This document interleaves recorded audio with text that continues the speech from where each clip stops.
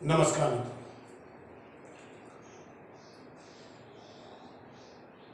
विद्युत भारोનું સતત વિતરણ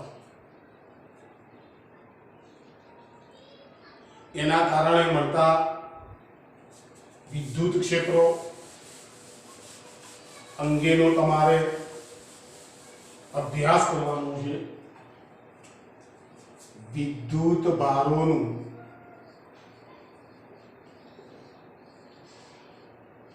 સતત વિતરણ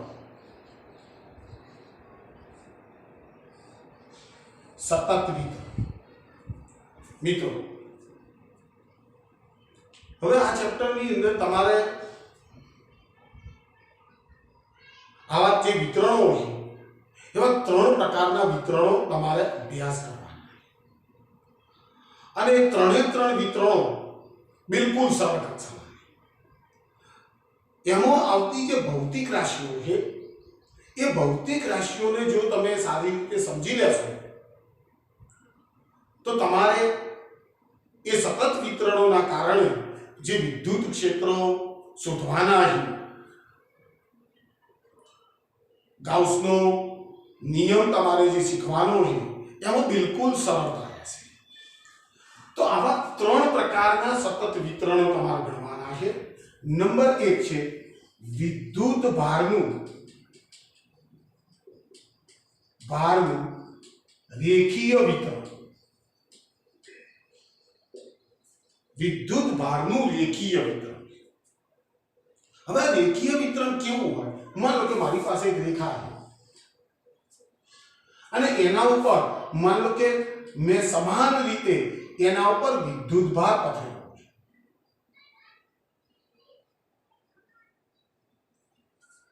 મારી પાસે એક તાર છે, એક રેખા છે,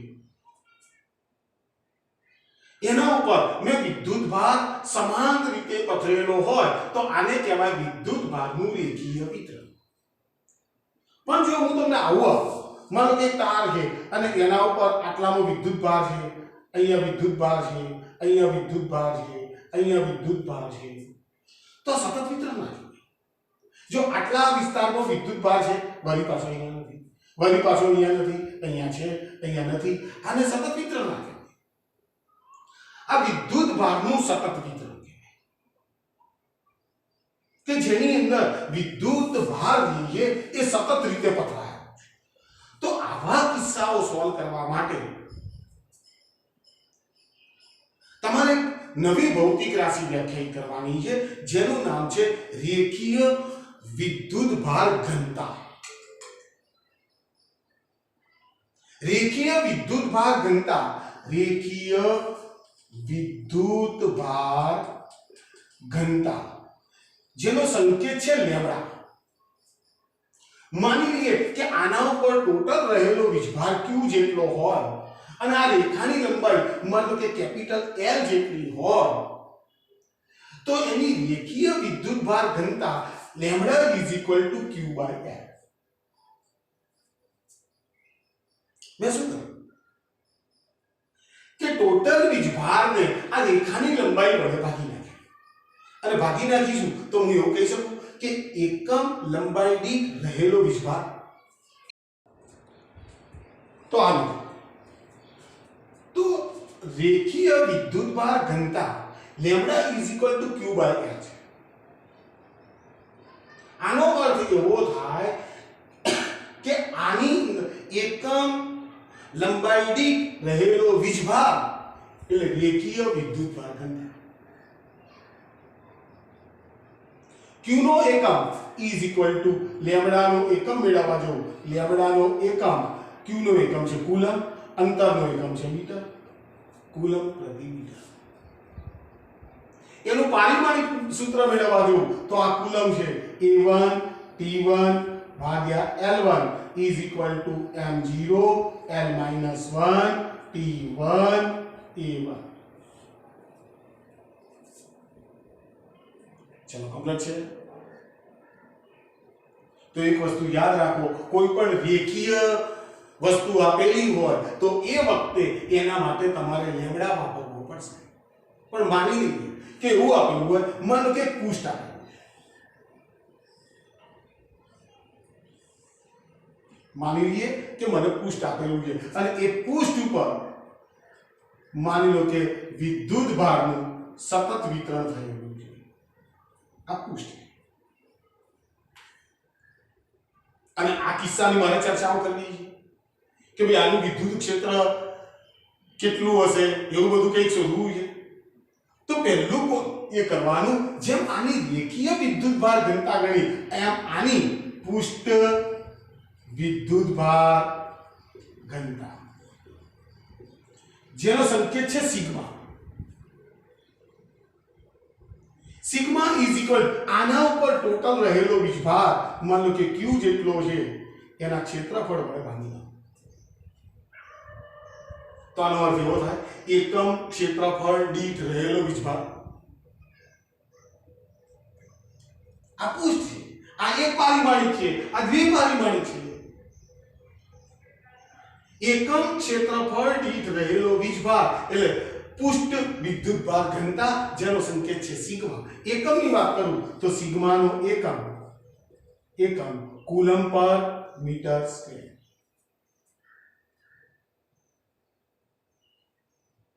ચલો ઓકે, તો આનો પારિમાણિક સૂત્ર મેળવવા જો A1 T1 અને આ છે L2 is equal to m0 L minus 2 T1 A1. અને ત્રીજી વાત છે આ છે રેખીય વિતરણ, આ છે પૃષ્ઠ વિતરણ અને ત્રીજું છે કદ વિતરણ. માની લઈએ કે મને એક સમઘન, લંબઘન, કોઈ ગોળો એવો કોઈ પદાર્થ આપેલો હોય,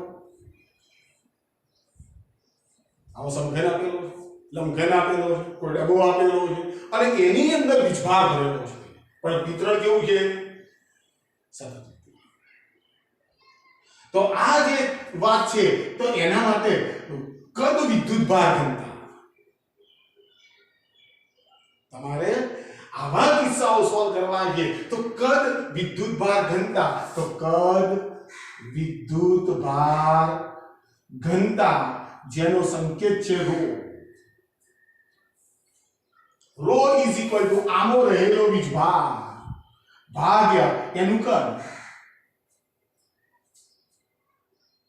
તો જો આને લંબાઈ વડે ભાગ્યા, આને ક્ષેત્રફળ વડે ભાગ્યા અને આને કદ વડે. એકમ લંબાઈ દીઠ રહેલો વીજભાર, એકમ ક્ષેત્રફળ દીઠ રહેલો વીજભાર, એકમ કદ દીઠ રહેલો વીજભાર. આનો એકમ મેળવવા જવું તો ρ નો એકમ કુલમ પર મીટર ક્યુબ. પારિમાણિક સૂત્ર મેળવવા જવું A1 T1 L3 is equal to m0 L minus 3 T1 A1. મિત્રો હું તો બિલકુલ નાનો છું, પણ હવે જે કઈ એપ્લિકેશનો આપણે સોલ્વ કરવાની છે એ એપ્લિકેશનની અંદર વારંવાર લેમ્ડા, સિગ્મા અને ρ નો ઉપયોગ થવાનો છે, એટલે બરોબર ધ્યાનથી એને નોંધી લો.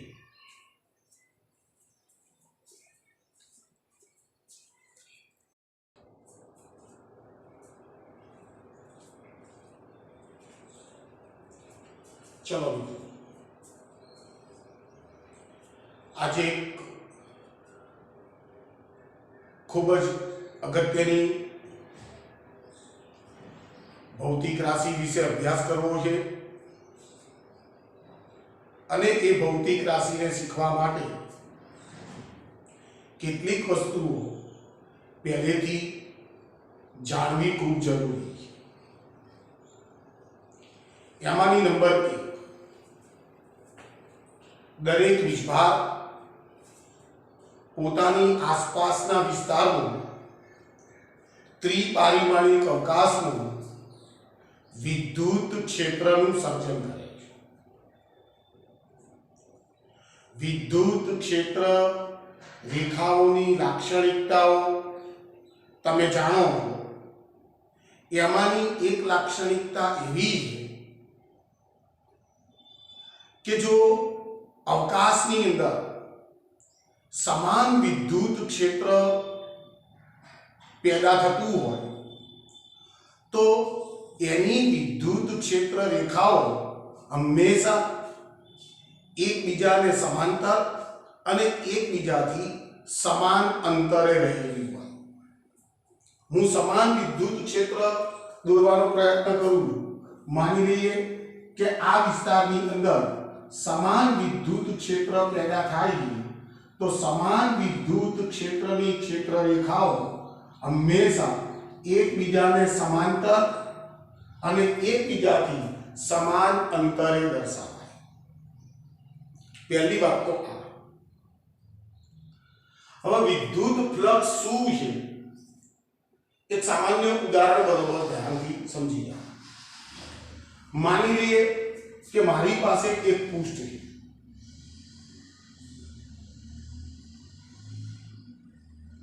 આવી પૃષ્ઠ છે અને આ પૃષ્ઠને માની લઈએ કે મેં સમાન વિદ્યુત ક્ષેત્રમાં મૂકેલું છે. બરાબર ધ્યાનથી સમજો. મેં આ પૃષ્ઠને સમાન વિદ્યુત ક્ષેત્રમાં મૂકેલું છે. માની લઈએ કે વિદ્યુત ક્ષેત્ર રેખાઓ જે છે એ વિદ્યુત ક્ષેત્ર રેખાઓ આ પૃષ્ઠ ઉપર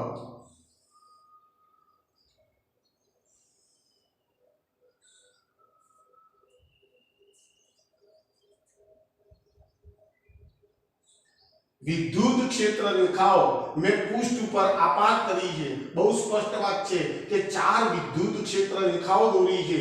એ ચારે ચાર વિદ્યુત ક્ષેત્ર રેખાઓ આ પૃષ્ઠમાંથી પસાર થાય. હવે હું બીજું આવું આટલા જ ક્ષેત્રફળ વાળું એક બીજું પૃષ્ઠ લઈ લઉં છું.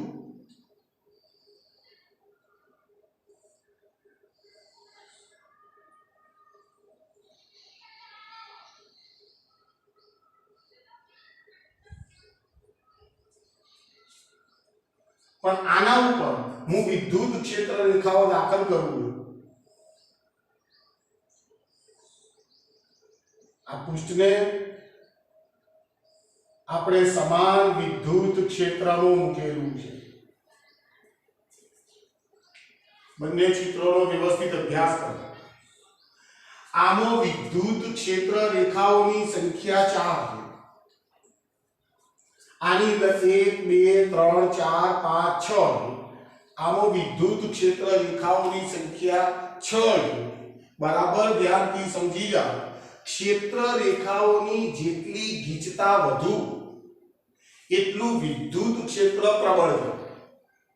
લાક્ષણિકતા લખેલું. વિદ્યુત ક્ષેત્ર રેખાઓની ગીચતા જેટલી વધુ હોય એટલું વિદ્યુત ક્ષેત્ર વધુ હોય. વિદ્યુત ક્ષેત્ર રેખાઓની ગીચતા જેટલી ઓછી હોય એટલું વિદ્યુત ક્ષેત્ર નબળું. ચલો કમ્પ્લીટ વાત છે. મેં સમાન ક્ષેત્રફળ ધરાવતા બે પૃષ્ઠોની કલ્પના કરી છે. બહુ સ્પષ્ટ વાત છે. આમાંથી પસાર થતી વિદ્યુત ક્ષેત્ર રેખાઓ માત્ર 4 છે. આમાંથી પસાર થતી ક્ષેત્ર રેખાઓની સંખ્યા 6 છે. તો બરોબર વપરી લો. આની સાથે સંકળાયેલું ફ્લક્સ વધુ કહેવાય. તો હવે આપણને થોડો અંદાજ આવી જશે કે વિદ્યુત ફ્લક્સ શું છે. તો આપેલા પૃષ્ઠમાંથી પસાર થતી વિદ્યુત ક્ષેત્ર રેખાઓની સંખ્યા જેને ફ્લક્સ કહેવાય. વિદ્યુત ફ્લક્સ અહીં વિદ્યુતની વાત છે તો વિદ્યુત ફ્લક્સ કહેવાય. ફરી બોલું. આપેલા પૃષ્ઠમાંથી પસાર થતી વિદ્યુત ક્ષેત્ર રેખાઓની સંખ્યાને તે પૃષ્ઠ સાથે સંકળાયેલું વિદ્યુત ફ્લક્સ કહેવાય. વિદ્યુત ફ્લક્સને હંમેશા phi વડે દર્શાવાય. જો આના ફ્લક્સને phi1 કહી દઉં, આના ફ્લક્સને phi2 કહી દઉં તો બિલકુલ સ્પષ્ટ વાત છે phi2 is greater than phi1.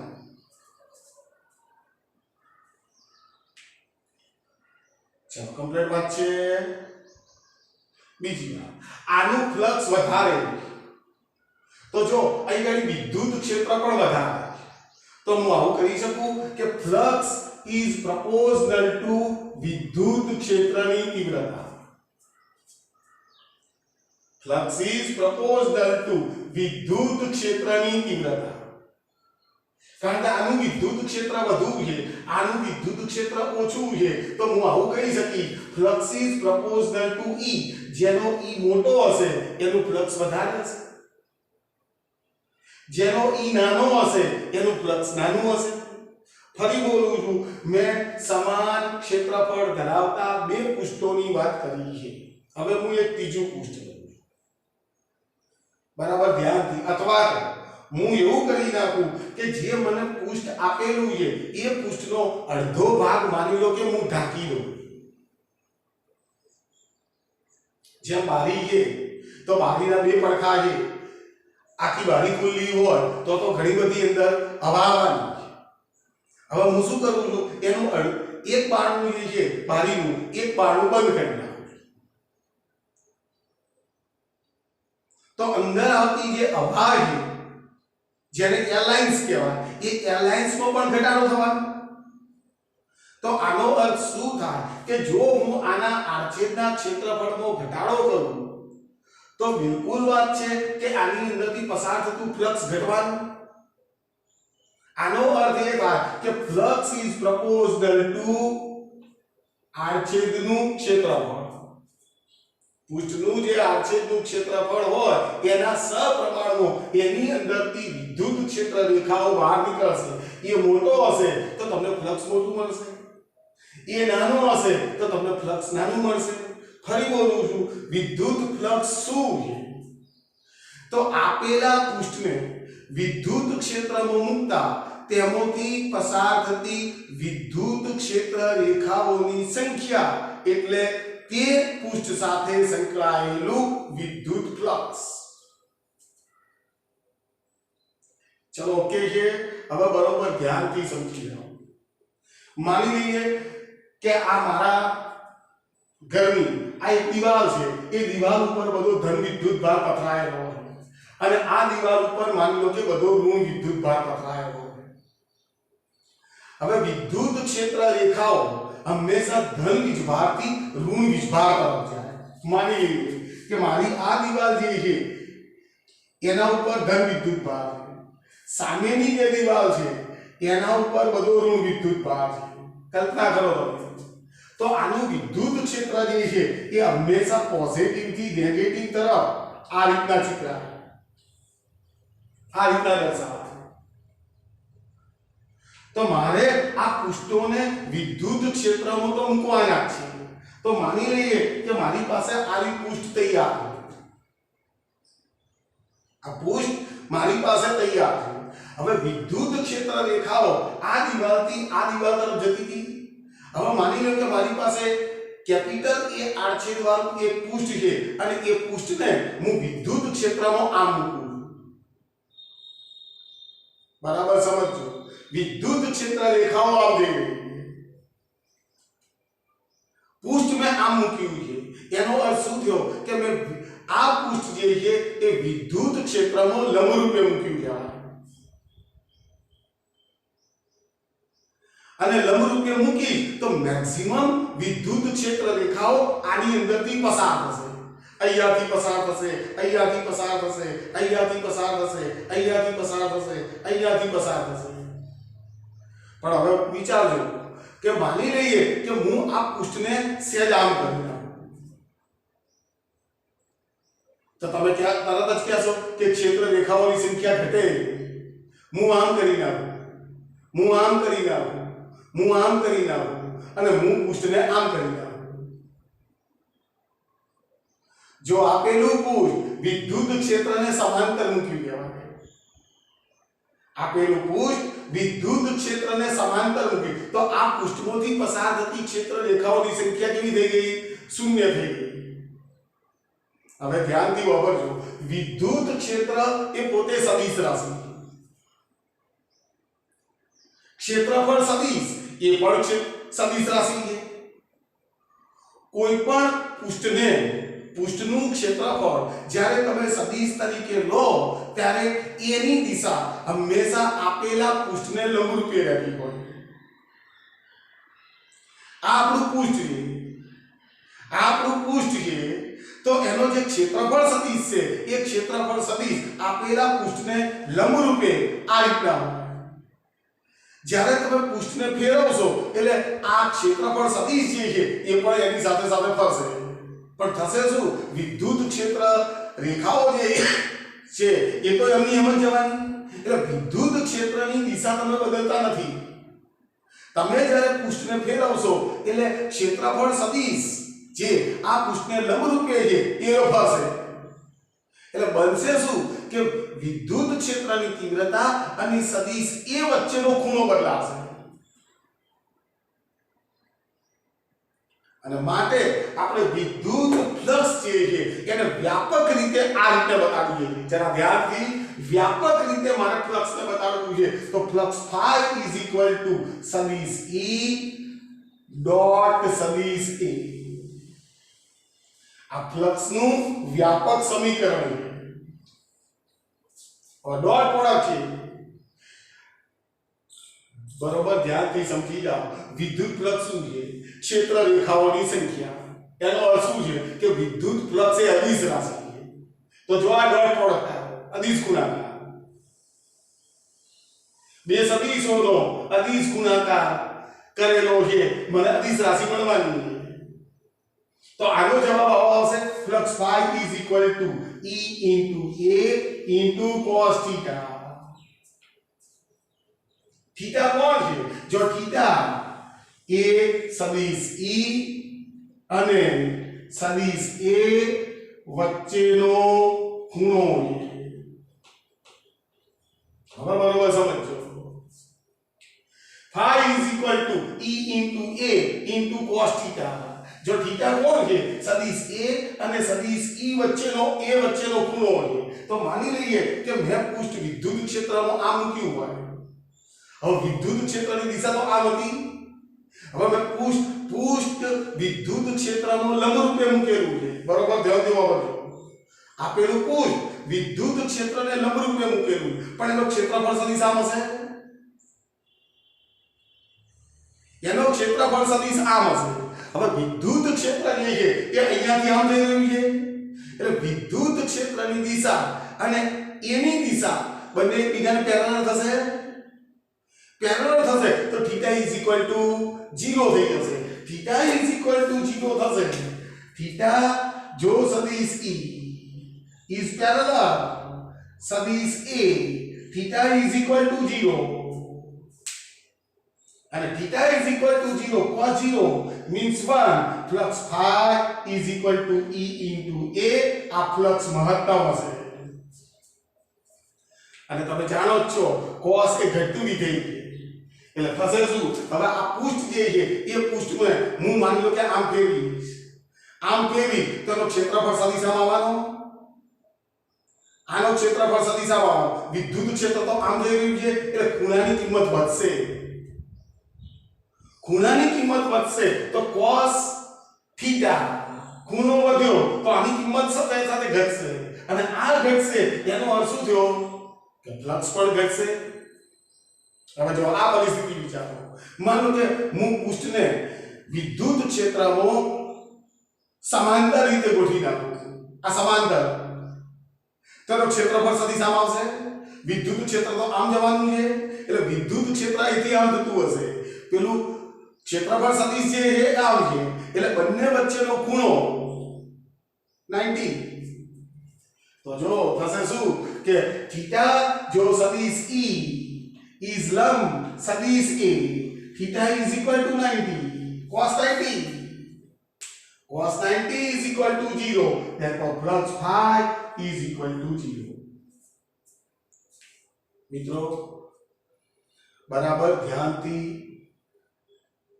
સમજી લો. વિદ્યુત ફ્લક્સ આપેલા પૃષ્ઠમાંથી પસાર થતી વિદ્યુત ક્ષેત્ર રેખાઓની સંખ્યા સૂચવે છે. માટે એ અદિશ રાશિ એનું એક સૂત્ર તૈયાર કરો. જ્યારે પણ તમારે જે જગ્યાએ તમને પૃષ્ઠો આપેલા હશે અને એ વખતે તમારે લાગુ પાડવો હશે, એ વખતે વિદ્યુત ક્ષેત્રની તીવ્રતા અને ક્ષેત્રફળ આપેલું હશે એના વચ્ચેનો ખૂણો તમે શોધી અને અંદર કિંમત મૂકશો તો તમને વિદ્યુત ફ્લક્સ મળી જશે. ખૂબ અગત્યનું વિદ્યુત ફ્લક્સ નું સૂત્ર આપણી પાસે આવી ગયું છે ચલો ધ્યાન તો મારે વિદ્યુત ફ્લક્સ નો એકમ જોઈએ તો ઈ નો એકમ ફ્લક્સ નો એકમ વિદ્યુત ફ્લક્સ નો એકમ ચલો ધ્યાનથી ઈ છે ઈ નો એકમ વિદ્યુત ક્ષેત્રની તીવ્રતા ન્યૂટન પર કુલમ આ છે એ ક્ષેત્રફળ મીટર નો square newton into metre square પર કુલમ cos થીટા ને તો એકમ હોય નહીં તો વેલ્યુ છે ચલો પારિમાણિક સૂત્ર મેળવવું છું તો પારિમાણિક સૂત્ર m1 l1 t - 2 આ છે l2 આ છે a1 આ છે t1 ચલો પારિમાણિક સૂત્ર is equal to m1 l3 t - 3 અને a - 1 સમજે છે તો જો વિદ્યુત ફ્લક્સ સદિશ રાશિ છે એનો એકમ ન્યૂટન ઇન્ટુ મીટર સ્ક્વેર પર કુલમ છે એનું પારિમાણિક સૂત્ર મેં મેળવી બતાડેલું છે ફરી ધ્યાન દોરું છું વિદ્યુત ફ્લક્સ એટલે આપેલ પૃષ્ઠમાંથી પસાર થતી વિદ્યુત ક્ષેત્ર રેખાઓની સંખ્યા છે ચલો ઓકે તો જરા તમે જરૂરી બાબતો ઉતારી લો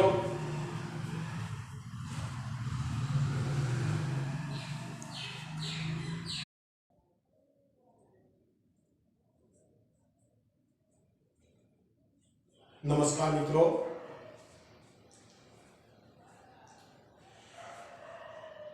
વિદ્યુત ફ્લક્સ વિશે આપણે ભૂતકાળના એક લેક્ચરનો અભ્યાસ કરી ગયા આજે ફરીથી વિદ્યુત ફ્લક્સ માટે ખૂબ જરૂરી બાબતો ધ્યાન રાખજો હું તમને ફરી યાદ કરું માની લઈએ કે મારી પાસે એક પૃષ્ઠ છે અને આ પૃષ્ઠને મેં સમાન વિદ્યુત ક્ષેત્રમાં મૂકેલું છે સમાન વિદ્યુત ક્ષેત્ર રેખાઓ કેવી રીતે દોરવામાં આવે છે એ આપણે સારી રીતે જાણીએ છીએ માની લઈએ આ પૃષ્ઠ પર વિદ્યુત ક્ષેત્ર રેખાઓ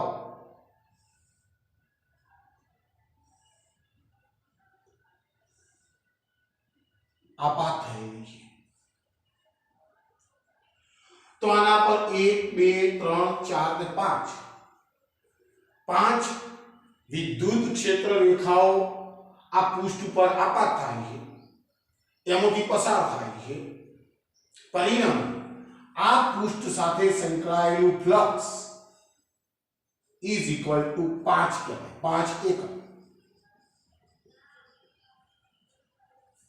ફરી બોલું વિદ્યુત ફ્લક્સ શું છે આપેલા પૃષ્ઠને વિદ્યુત ક્ષેત્રમાં મૂકતા તેમાંથી પસાર થતી વિદ્યુત ક્ષેત્ર રેખાઓની સંખ્યા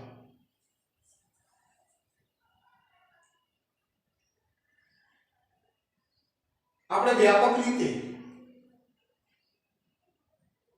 ગયા લેક્ચરની અંદર ફ્લક્સ કેવી રીતે શોધવું તો flux phi is equal to સદિશ E ડોટ સદિશ A flux phi is equal to EA cos theta જો theta is equal to સદિશ E અને સદિશ A વચ્ચેનો ખૂણો છે આપણે સારી રીતે જાણીએ છીએ જો સદિશ E is parallel સદિશ A જો વિદ્યુત ક્ષેત્ર રેખાઓ અને એનો ક્ષેત્રફળ સદિશ જો એકબીજાને સમાંતર હોય θ is equal to 0 થાય cos 0 is equal to 1 થાય માટે આ પૃષ્ઠમાંથી પસાર થતું મહત્તમ ફ્લક્સ phi maximum બરાબર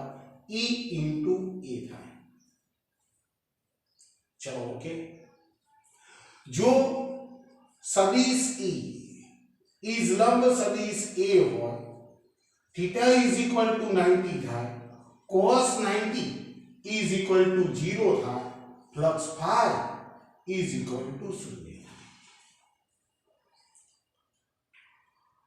બરાબર ધ્યાનથી સમજી જાઓ. હું તમને ફરી કહું છું કે જો આપેલું પૃષ્ઠ ક્ષેત્રને લંબરૂપે મૂકેલું હોય તો તમને મહત્તમ ફ્લક્સ મળે. વિદ્યુત ક્ષેત્ર રેખાઓ અહીંયાથી આમ જઈ રહી છે, એનો ક્ષેત્રફળ સદિશ આપેલા પૃષ્ઠને લંબરૂપે આમ લેશે, થીટા ઇઝ ઇક્વલ ટુ 0 થશે, ફ્લક્સ મહત્તમ મળશે. આપેલા પૃષ્ઠમાંથી પસાર થતી ક્ષેત્ર રેખાઓની સંખ્યા આપણને મહત્તમ મળે. ચલો ઓકે. પણ જો પૃષ્ઠ આ રીતનું મૂકેલું હોય તો આપેલું પૃષ્ઠ વિદ્યુત ક્ષેત્રમાં સમાંતર મૂકેલું, તો વિદ્યુત ક્ષેત્ર રેખાઓ આમ જઈ રહી છે, ક્ષેત્રફળ સદિશ આમ આવશે, સદિશ E એને લંબ બનશે અને માટે થીટા ઇઝ ઇક્વલ ટુ 90 થશે, flux phi is equal two 0. સ્વાભાવિક વસ્તુ છે, વિદ્યુત ક્ષેત્ર રેખાઓ બધી આમ જઈ રહી છે, આ પૃષ્ઠમાંથી પસાર થતી ક્ષેત્ર રેખાઓ મળશે નહીં, means flux is equal two 0. ચલો ઓકે. બીજી વાત બરોબર ધ્યાન. માની લઈએ કે મારી પાસે આ y એક્સિસ છે, આ x એક્સિસ છે અને માની લો કે આ z એક્સિસ છે. આ કાર્ટેશિયન પદ્ધતિ છે. માની લો કે મને વિદ્યુત ક્ષેત્ર y દિશામાં આપ્યો, વિદ્યુત ક્ષેત્ર મને આપેલું છે, એની દિશા માની લો કે y અક્ષની દિશામાં છે. હવે મને yz સમતલમાં એક ચોરસ આપ્યો છે, એક લંબચોરસ આપેલો છે yz સમતલ, અને મને પ્રશ્ન પૂછ્યો છે કે ભાઈ આ પૃષ્ઠમાંથી પસાર થતું ફ્લક્સ કેટલું થાય. ફરી બોલું છું, yz સમતલમાં એક મને ચોરસ આપ્યો છે, એક લંબચોરસ આપેલો છે, એક પૃષ્ઠ આપેલું છે. તો હવે z એક્સિસ જે છે એ z એક્સિસ ખરેખર તો આમ હશે, z એક્સિસ ખરેખર તો આમ હશે, એ આપણું પૃષ્ઠ જે તૈયાર થશે એ પૃષ્ઠ આમ તૈયાર થશે. એટલે એનો ક્ષેત્રફળ સદિશ જે છે એ આપેલા પૃષ્ઠને લંબરૂપે આ રીતે આવશે.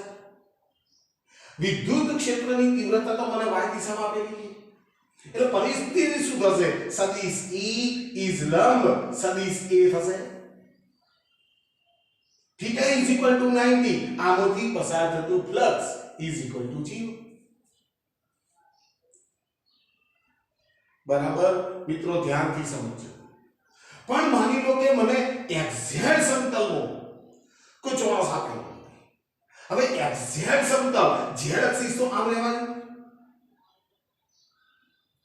એ આમ રહેવાની, એટલે આપણું જે પૃષ્ઠ છે એ પૃષ્ઠ અહીંયાથી આમ તૈયાર થવાનું, આ રીતના પૃષ્ઠ તૈયાર થવાનું. હવે એનો ક્ષેત્રફળ સદિશ આમ આવશે, આપેલા પૃષ્ઠને લંબરૂપે.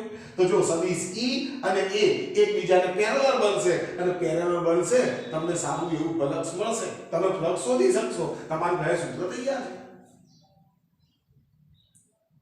પણ હું એક નાનકડી વાત કરવા માંગુ છું, બરાબર ધ્યાનથી સમજો. માની લઈએ કે મારી પાસે આ જે પૃષ્ઠ હતું, એ પૃષ્ઠનું ફ્લક્સ શોધવા માટેનું આપણું સૂત્ર તો બરોબર, પણ હું આ જે પૃષ્ઠ છે એ પૃષ્ઠના માનો કે નાના નાના પૃષ્ઠખંડો વિચારો. આવા મેં નાનકડા માનો કે પૃષ્ઠખંડો વિચારી, અને એના કોઈ એક પૃષ્ઠખંડમાંથી પસાર થતું ફ્લક્સ મારે શોધવું. નિયમ તો આ છે, પણ હવે આખા પૃષ્ઠનો એક નાનકડો પૃષ્ઠખંડ પસંદ કર્યો છે, તો એનો ફ્લક્સ હું લખીશ ડેલ્ટા ફાઈ ઇઝ विद्युत क्षेत्रनी तीव्रता तो બધા બિંદુ પાસે એક સરખી છે તો સદિશ E ડોટ સદિશ dA ડેલ્ટા A સોરી તો દરેક નાના નાના ખંડોનું હું ફ્લક્સ ગણી નાખી delta phi 1 delta phi 2 delta phi 3 delta phi n અને બધા ફ્લક્સનો સરવાળો કરું સરવાળો तो टोटल फ्लक्स लखू छू flux phi is equal to in sigma I बराबर 1 to n सदिश E डॉट डेल्टा E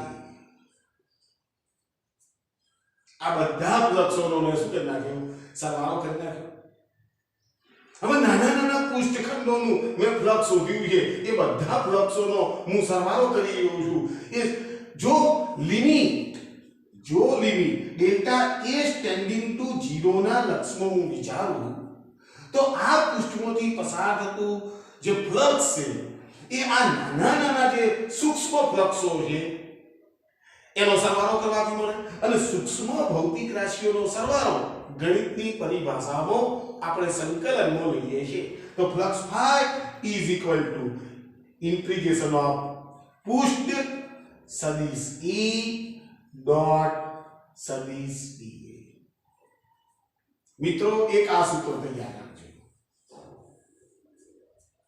કોઈપણ પૃષ્ઠમાંથી પસાર થતું વિદ્યુત ફ્લક્સ पाठ्य पुस्तकों is equal to integration of पृष्ठ सदिश E डॉट सदिश ds પણ દર્શાવે છે s for surface a for area તો આ સૂત્ર એક ખૂબ મજાનું છે flux phi is equal to integration of પૃષ્ઠ સદિશ E dot dA is equal to integration of પૃષ્ઠ સદિશ E ડોટ ds चलो नोट कर लीजिए जरा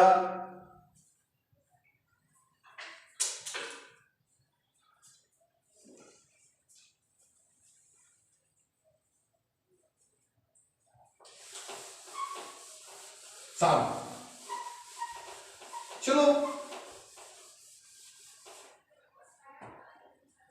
मानी लीजिए कि मैंने एक समघन मानी लीजिए कि मैंने एक समघन आपेलो है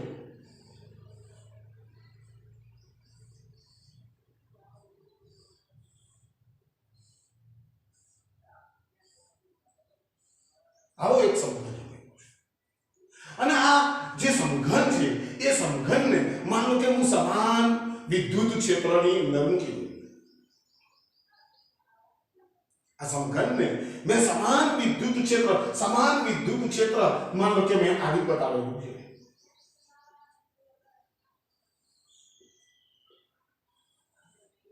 विद्युत क्षेत्रनी दिशा જેવી છે એ વિદ્યુત ક્ષેત્રની દિશા मान लो કે આ તરફ છે હવે મને પ્રશ્ન પૂછવામાં આવે છે કે આમાંથી પસાર થતું ફ્લક્સ કેટલું થાય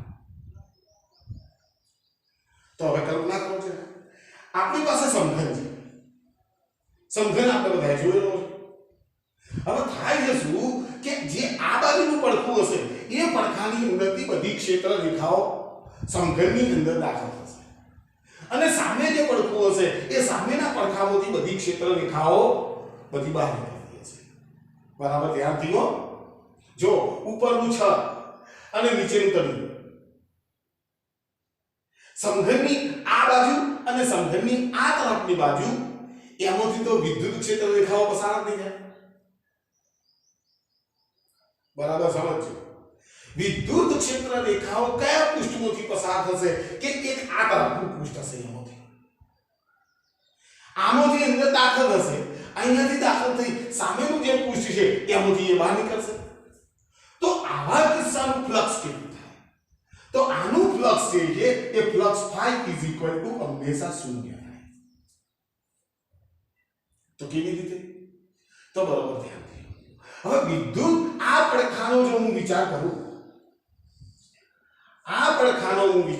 છું તો એનો જે ક્ષેત્રફળ સદિશ હશે એ ક્ષેત્રફળ સદિશ આપેલા પૃષ્ઠને લંબ રૂપે આ તરફ હશે વિદ્યુત ક્ષેત્ર તો આવાનું, વિદ્યુત ક્ષેત્રની દિશા આ તરફ છે એટલે થીટાની કિંમત જે છે એ થીટા = 180 ડિગ્રી થશે। જો આ પડખાનું હું ફ્લક્સ શોધું તો ફ્લક્સ ફાઈ એને φ1 કહી દઉં, φ1 આપણી પાસે સૂત્ર તો તૈયાર છે, E × A × cos 180 ડિગ્રી થશે। cos 180 -1 થશે, T = -E × A। હવે આ પડખું વિચારો સામે, તો એનો ક્ષેત્રફળ સદિશ એ આ તરફ હશે, E ની દિશા તો આમ છે, થીટા = 0 થશે। તો આ પડખાનું ફ્લક્સ ગણું, આ પૃષ્ઠનું ફ્લક્સ ગણું, φ2 = EA × cos 0 cos 0 એની કિંમત 1 E × A। તો ટોટલ ફ્લક્સ કેટલું થયું? Total flux φ = φ1 + φ2 = 0। બરાબર મિત્રો, ધ્યાનથી સમજી જાઓ। ફ્લક્સ ધન હોઈ શકે, ફ્લક્સ ઋણ હોઈ શકે અને ફ્લક્સ શૂન્ય પણ હોઈ શકે। આ બરાબર ધ્યાનથી આવો। માની લઈએ કે મને આ તો સમઘન આપે, તો માની લો કે આવો મને નળાકાર આપવામાં આવે, માની લઈએ કે મને એક નળાકાર આપેલો છે, આવો એક નળાકાર છે, એની આ અક્ષ છે, આ એની વક્ર સપાટી, આ એનું ઢાંકણું છે, આ એનું તળિયું છે, માની લો કે આને સમાન વિદ્યુત ક્ષેત્રમાં મેં મૂક્યું, આને નળાકાર છે, એ નળાકારને હું માની લો કે સમાન વિદ્યુત ક્ષેત્રમાં મૂકું, તો જો જેટલી ક્ષેત્ર રેખાઓ આ પૃષ્ઠમાંથી અંદર દાખલ થશે એટલી જ ક્ષેત્ર રેખાઓ અહીંથી બહાર નીકળશે।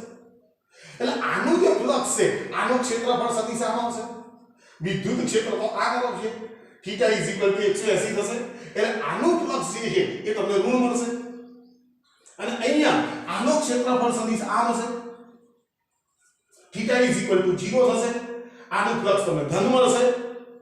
આ બંને ફ્લક્સની કિંમતો સરખી હશે, આ નેગેટિવ છે, આ પોઝિટિવ છે, ટોટલ ફ્લક્સ = 0। જો આ વિદ્યુત ક્ષેત્ર રેખાઓ આ વક્ર સપાટીમાંથી પસાર થતી નથી, કારણ કે ભૂંગળું તો આમ હશે, નળાકાર આપણો આમ હશે, એટલે વક્ર સપાટીમાંથી પસાર થતી ક્ષેત્ર રેખાઓની સંખ્યા 0 હશે। બરાબર મિત્રો, ધ્યાનથી સમજજો।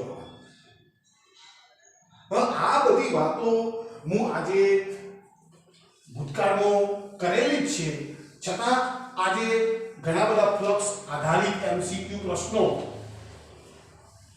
સોલ્વ કરવા માટે આ બાબત તમારી પાસે હોવી ખૂબ જરૂરી છે। જુદા જુદા વિદ્યુત તંત્રો માટે તમે બિંદુવત વીજભારનું વિદ્યુત ક્ષેત્ર કેટલું હોય જાણો છો, ડાયપોલનું વિદ્યુત ક્ષેત્ર કેટલું હોય એ તમે જાણો છો, પણ આ સિવાય સતત વિતરણ, રેખીય વિદ્યુતભાર વિતરણ આપેલું હોય, પૃષ્ઠ વિદ્યુતભાર વિતરણ આપેલું હોય, કદ વિદ્યુતભાર વિતરણ આપેલું હોય, આવા જુદા જુદા વિદ્યુત તંત્રો માટે વિદ્યુત ફ્લક્સ કેવી રીતે શોધવું અને વિદ્યુત ફ્લક્સની મદદથી એ વિદ્યુતભારી તંત્ર માટે એનું વિદ્યુત ક્ષેત્ર કેવી રીતે શોધવું એવું સમજાવવા માટે ગાઉસ નામના વૈજ્ઞાનિકે એક નિયમ બનાવ્યો, જેને વિદ્યુત ફ્લક્સ ઉપરથી આપેલા વિદ્યુત તંત્રનું વિદ્યુત ક્ષેત્ર કેટલું હશે એ શોધવાનો આ વૈજ્ઞાનિકે પ્રયત્ન કર્યો। તો બરાબર ધ્યાનથી સમજી જાઓ, આજનો ખૂબ અગત્યનો ટોપિક છે ગાઉસનો નિયમ।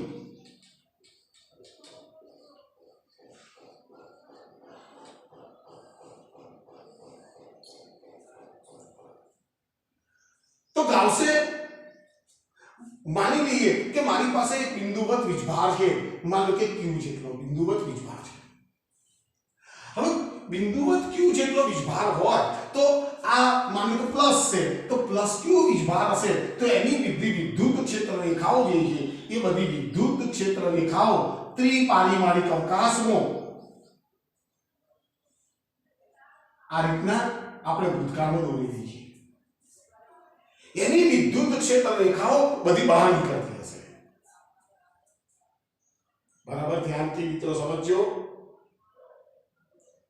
તો ગાઉસ શું કહે કે માની લઈએ કે આ વિદ્યુત ભાગોથી જે વિદ્યુત ક્ષેત્ર રેખાઓ ત્રિપારિમાણિક અવકાશની અંદર નીકળે છે મારે આનું ફ્લક્સ હવે ફ્લક્સ પૃષ્ઠ વગર તો શોધાય નહીં એટલે ગાઉસ શું કહે છે કે માની લો કે તમારી પાસે એક બિંદુવત વીજભાર હોય તો એની આસપાસના વિસ્તારમાં તમે એક આવો આ વિદ્યુત ભારને કેન્દ્ર તરીકે લઈ અને તમે એક ગોળાની કલ્પના બરાબર ધ્યાનથી સમજો મિત્રો એક ગોળાની કલ્પના માની લો કે આ ગોળાની ત્રિજ્યા જે છે એ માની લો કે સ્મોલ r જેટલી છે એ ગોળો ફરી કહું છું આ વર્તુળ નથી એ ગોળો પરિણામ શું આવશે આ ગોળાના કેન્દ્ર ઉપર q જેટલો વિસ્તાર છે હવે અહીં ઘડિયા જે ચિત્ર બતાવ્યું એ પ્રમાણે એની બધી વિદ્યુત ક્ષેત્ર રેખાઓ આ ગોળાની વક્ર સપાટીમાંથી બધી પસાર થતી હશે તો સપાટીમાંથી પસાર થતું મારે વિદ્યુત ફ્લક્સ જાણવું બરાબર ધ્યાનથી મિત્રો હો તો હું શું કરું છું એના માટે આ ગોળા પરનો એક નાનકડો પૃષ્ઠખંડ વિચારું છું અને એ પૃષ્ઠખંડને માન લો કે ds પૃષ્ઠખંડ કહી દઉં એક નાનકડો પૃષ્ઠખંડ વિચારું જો એને હું સદિશ તરીકે લઉં તો એની દિશા આપેલા પૃષ્ઠને લંબરૂપે હશે હવે અહીંયાથી આનું અંતર તો વળી પાછું આ જ હશે આ તો ત્રિજ્યા છે ગોળાનું આવ્યો કેન્દ્ર છે હવે મારે આમાંથી પસાર થતું માન લો કે ફ્લક્સ શોધવું હવે ખાસ ધ્યાન રાખજો કે અહીંયાથી તમામ અંતરો સરખા હશે આ તો ત્રિજ્યા છે એટલે આના કારણે આ કોઈ પણ સપાટીના બિંદુ પાસે વિદ્યુત ક્ષેત્રની તીવ્રતા E kq/r² જેટલું હશે તમામ બિંદુઓ પાસે વિદ્યુત ક્ષેત્રની તીવ્રતા એકસરખી હશે હવે મારે તો આમાંથી પસાર થતું ફ્લક્સ શોધવું તો ફ્લક્સ શોધવા જવું છું તો ડેલ્ટા ફાઈ એક નાનકડા પૃષ્ઠખંડમાંથી પસાર થતું વિદ્યુત ફ્લક્સ શોધવું છું સદિશ E ડોટ ડેલ્ટા s આવું સમીકરણ બનશે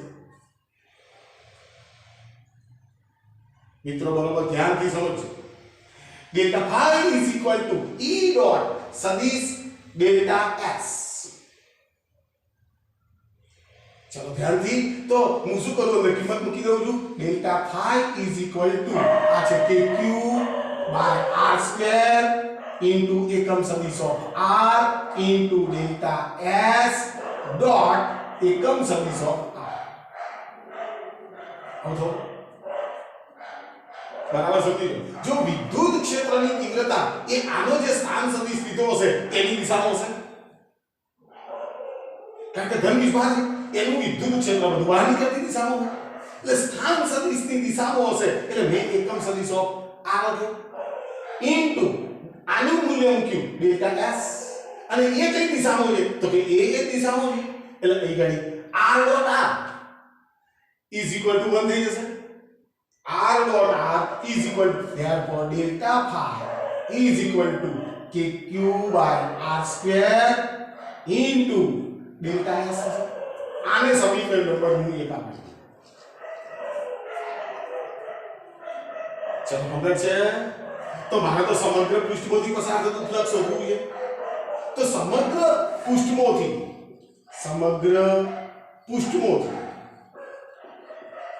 પસાર થતું વિદ્યુત ફ્લક્સ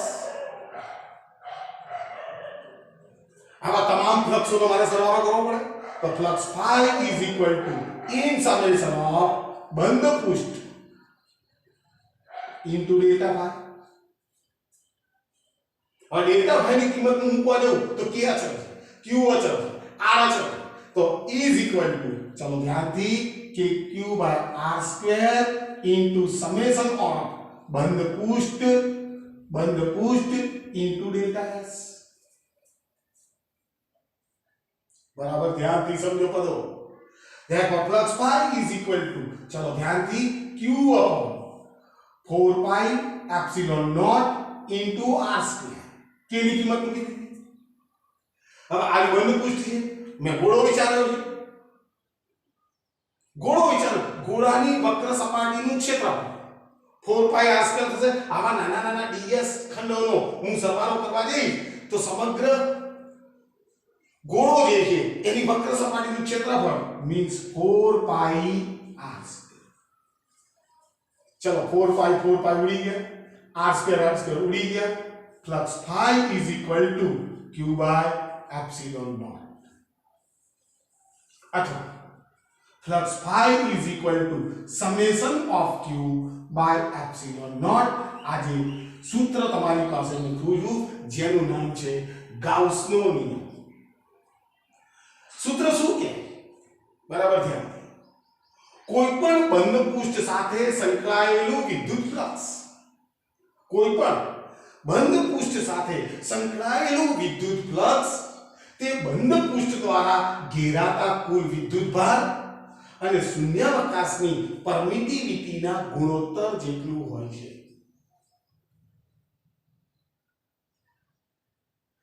बराबर ध्यान थी समझो, q by epsilon naught summation of q by epsilon naught आ બંને વસ્તુ સમજવા જેવી છે। Flux phi is equal to q by epsilon naught, અને જો આ બધાને હું ભેગું કરી નાખું, કારણ કે મારે ગાઉસના નિયમ પરથી ફ્લક્સ તો શોધવાનું છે, પણ સાથે સાથે જુદા જુદા વિદ્યુત તંત્રો માટે મારે વિદ્યુત ક્ષેત્રની તીવ્રતા પણ શોધવાની છે। તો વ્યાપક રીતે જરા ધ્યાનથી વ્યાપક રીતે હું લખું છું flux phi is equal to integration of बंद पृष्ठ, आ बंद पृष्ठનો સંકેત છે, આ બંધ પૃષ્ઠ જો તમે આ ચિહ્ન કરો છો તો તમારે નીચે બંધ પૃષ્ઠ લખવાની જરૂર નથી। સૂત્ર શું છે? સદિશ E ડોટ સદિશ dA इज इक्वल टू, જવાબ શું આવશે? Summation of q by epsilon naught. ખૂબ અગત્યની વાત છે, बराबर ध्यान थी समझी लेजो।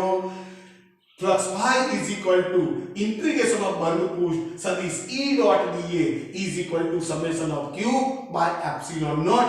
आ सूत्र તમે તૈયાર કરો, આ સૂત્રની મદદથી આપણે જુદા જુદા વિદ્યુત તંત્રો માટેના વિદ્યુત ક્ષેત્રો આસાનીથી શોધી શકીએ છીએ। પણ ધ્યાનથી સાંભળજો,